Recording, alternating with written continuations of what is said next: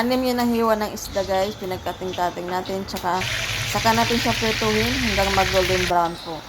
Pagkatapos ng golden brown, tanggalin natin at i-add natin dyan ang bawang. Diyan tayo magprito guys. Loya. Haluin hanggang sa mag-brown siya. At lagyan sibuyas hanggang hanggang kamatis at mag-brown po siya. Adding ng sili at adding ng tuyo hanggang maglapot po siya. At adding ng tubig.